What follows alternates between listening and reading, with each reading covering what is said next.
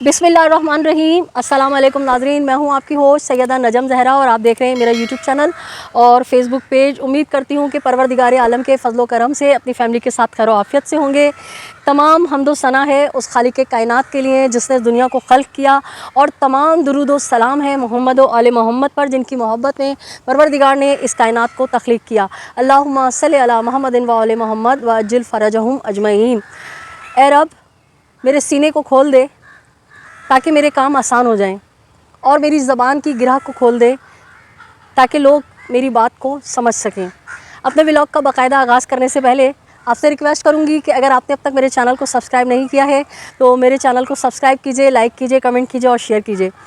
नाज़रीन, सबसे पहले आपसे बात करूंगी मुत्तहिदा कौमी मूवमेंट पाकिस्तान के हवाले से कि जिस तरह से MQM पाकिस्तान की विकटों पे विकटें गिरना शुरू हो गई हैं और हमने आपको बताया था कि मकाफ़ात अमल का जो अल्लाह ताला का एक सिस्टम है उसका आगाज़ हो चुका है। गुज़िश्ता दिनों पीपल्स पार्टी का जो जलसा सेंट्रल में मुनक़िद हुआ उसमें साबिक़ MQM के रहनुमा वसीम कुरैशी साहब ने अपनी रुकनीत का ऐलान किया और उन्होंने कुछ वजूहात भी बताई। उसके बाद जो जवाबात का सिलसिला फ़ारूक सत्तार साहब, अनीस कायम खानी साहब, मुस्तफ़ा कमाल साहब और खालिद मकबूल सद्दीक़ी की तरफ से आना शुरू हुए, उन बयानात पे थोड़ा सा तबसरा करूँगी कि मुस्तफ़ा कमाल साहब जो हैं वो फरमा रहे हैं कि डॉक्टर आसिम जो हैं वो लंदन के कभी कारकुन बन जाते हैं, कभी जियाले बन जाते हैं और वो अल्ताफ़ हुसैन साहब के मुखबिर हैं और वो अल्ताफ़ हुसैन साहब के लिए काम कर रहे हैं। तो मुझे बड़ी हंसी आ रही है। ऐसा लग रहा है कि मुस्तफ़ा कमाल साहब को अल्ताफ़ फ़ोबिया हो गया है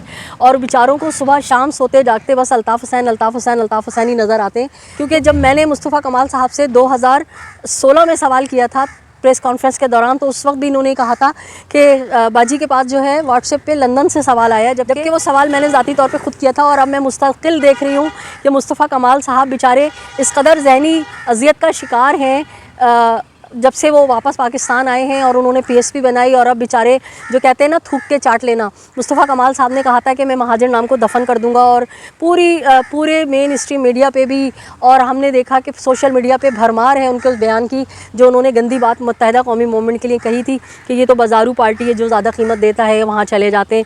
तो मुस्तफ़ा कमाल साहब बेचारे कोई सवाल का जवाब है नहीं उनके पास। अब उन्होंने डॉक्टर आसिम को भी जो है वो अल्ताफ़ हुसैन का कारकुन बना दिया और इस कदर बेचारे परेशान हैं और उस परेशानी में जो दिल चाहता है, जो मुंह में आता है वो बोल देते हैं। मुस्तफ़ा कमाल साहब की कोई सोचना समझने की सलाहियत नज़र नहीं आ रही। बड़क मार रहे हैं कि अगर हम दोबारा हुकूमत में आए तो डॉक्टर आसिम का जो अस्पताल है वो नाले पर बना हुआ है, हम इसको गिरवा देंगे। मेरा सवाल है मुस्तफ़ा कमाल साहब, आप पिछले साल 7 सालों से पाकिस्तान आए हुए हैं, कराची में, और आप माशाल्लाह जैसे आफाक अहमद साहब ने कहा कि आप किसी की ख़ास बेबी हैं, तो आपके तो बड़े असर व रसूख हैं, ताल्लुक़ात हैं, आप किसी के लाडले हैं।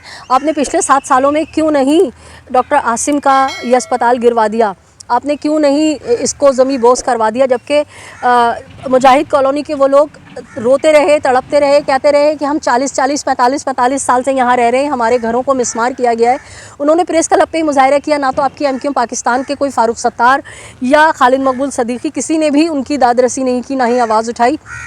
और बशमूल आपके और अनीस कायम खानी साहब के, आप लोग ये तमाशा देखते रहे और अब इलेक्शन करीब आया तो आप ये चूरन बेच रहे हैं कि हम अगर हुकूमत में आए तो हम इनका ये अस्पताल ढा देंगे। तो मेरा सवाल यही है कि पिछली दफ़ा आप हुकूमत में भले ना भी थे, लेकिन आपकी तो बड़ी असर व रसूख है, बड़ी प्यार है, आपने क्यों नहीं डॉक्टर आसिम का अस्पताल गिरवा दिया? और MQM पाकिस्तान जो मुसलसल 7 सालों से किसी तौर पे भी हुकूमत से अलग नहीं थी, वो इमरान खान के साथ भी थे और PDM में भी थे, पीपल्स पार्टी के साथ भी थे, तो भाई तो आपने इन तीनों अदवार में क्यों नहीं डॉक्टर आसिम का ये जो है डॉक्टर आसिम का अस्पताल गिरवा दिया? खालिद मकबूल सद्दीक़ी हो, अनीस कायम खानी हो, बड़ा अफसोस कर रहे हैं। खालिद मकबूल सद्दीक़ी साहब कह रहे हैं कि शुक्रिया कि पीपल्स पार्टी ने हमारा गंद उठा लिया। तो मुझे बड़ी हंसी आई कि अगर पीपल्स पार्टी ने आपका गंद उठा लिया तो आपका गंद किसने उठाया था?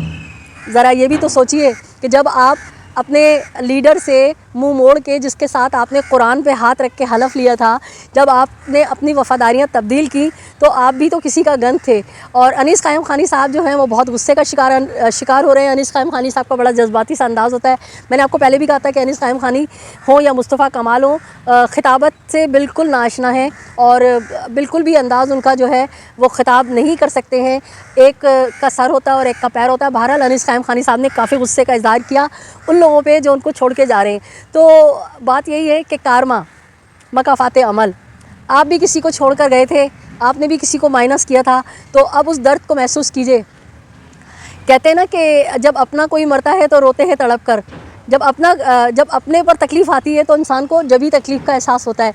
और जब तक दूसरे के साथ वो जुल्म सितम करते रहते हैं, दूसरे के दिल दुखाते रहते हैं, तो उस वक़्त वो समझते हैं कि हम जो है बिल्कुल सही हैं। जैसे मौला अली अलैहिस्सलातु वस्सलाम का फरमान है कि तुम दूसरों के मामले में जो है जज बन जाते हो और अपने मामले में मज़लूम बन जाते हो। यानी कि जब आप किसी से धोखा करके, किसी की पुश्त पे खंजर घोंप के, किसी से मिल के पाकिस्तान आए थे और उनके मिशन पे काम कर रहे थे, उस वक़्त आपने जज किया कि आप जो हैं बिल्कुल हक़ पर हैं, आप हक़ बजाने में। लेकिन आज जब आपको लोग छोड़ के जा रहे हैं, आज जब लोग आपके साथ इस तरह कर रहे हैं, तो आप कह रहे हैं कि ये गलत हो रहा है, आज आप मज़लूम बन रहे हैं। तो बहरहाल मैंने आपको कल भी कहा था कि अल्लाह का निज़ाम ऐसा नहीं है कि आप कांटे बोएं तो उस पर गुलाब निकले, नहीं, अगर आप कांटे बोएंगे तो कांटे ही निकलेंगे। ये अल्लाह ताला का एक सिस्टम है। बहरहाल MQM पाकिस्तान जो है वो अपने मंतकी अंजाम की तरफ जारी है और पीपल्स पार्टी जो है इसने बहुत बारीक काम उतारा है इनका और बहुत शानदार मिशन पे चल रहे हैं पीपल्स पार्टी वाले। और मेरा नहीं ख्याल कि आगे ऐसा हो सकता है, लेकिन जो मेरा दिमाग सोच रहा है कि अगर खाकम बदहन अल्ताफ़ हुसैन साहब पे से पाबंदी नहीं हटती है, कोई भरोसा नहीं कि अल्ताफ़ हुसैन साहब जो है पीपल्स पार्टी वालों से कहें कि भाई आप अपने यहाँ से उर्दू स्पीकिंग जो आपके कारकुनान हैं उनको यहाँ से टिकट दें, और मैं अपने आवाम को बोलूँगा कि उनको वोट दे के कामयाब करें, बाईकाट की तरफ ना जाएं। ये मेरा ज़ाती ख्याल है, कोई इसमें मेरी ना खबर है ना मेरे ज़राए, मैं खुद सोच रही हूँ। जिस तरह से MQM पाकिस्तान वालों की रातों की नींदें हराम हो गई हैं, उससे मुझे लग रहा है कि हो सकता है अल्ताफ़ हुसैन साहब ये स्ट्रेटजी अपना लें। और अगर अपना लें तो इसमें आपको पता है कि कामयाबी तो 110% जो है पीपल्स पार्टी की होगी, क्योंकि पीपल्स पार्टी जो है वो प्रो इस्टेब्लिशमेंट है, उसके इस्टेब्लिशमेंट से बहुत अच्छे ताल्लुक आते हैं, उनके ऊपर किसी किस्म की पाबंदी भी नहीं है। और पीपल्स पार्टी ना सिर्फ सिंध की बड़ी पार्टी है, बड़ी जमात है, बल्कि पूरे पाकिस्तान में उसका असर व रसूख है।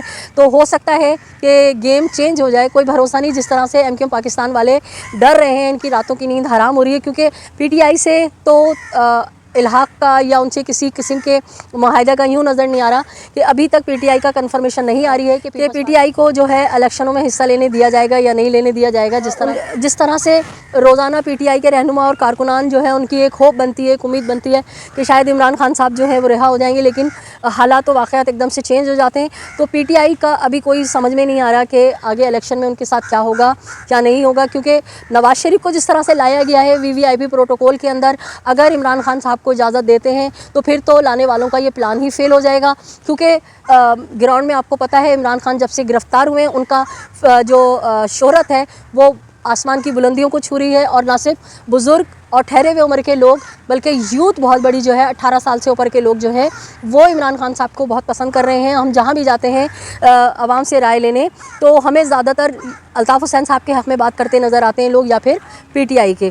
तो PTI से इल्हाक का भी समझ नहीं आ रहा। लेकिन ये जो मैंने आपको बताया कि हो सकता है PP से जो है अल्ताफ़ हुसैन साहब का कोई मुआहदा हो जाए, और क्योंकि ज़ाहिर सी बात है वो चाहेंगे कहीं से भी मिले, कुछ भी हो, उनके आवाम को, उनके कारकुनान को रिलीफ मिले। हो सकता है कि वो एक बार फिर पीपल्स पार्टी पे भरोसा कर लें और पीपल्स पार्टी इस बार शायद उनकी उमंगों पे, उनके जो दावे वादे होते हैं वो उन पर पूरा उतरें। क्योंकि बहरहाल सिंधी और महाजिरों ने रहना इधर ही, एक साथ रहना है, तो बेहतर यही है कि आपस में मिल के रहा जाए।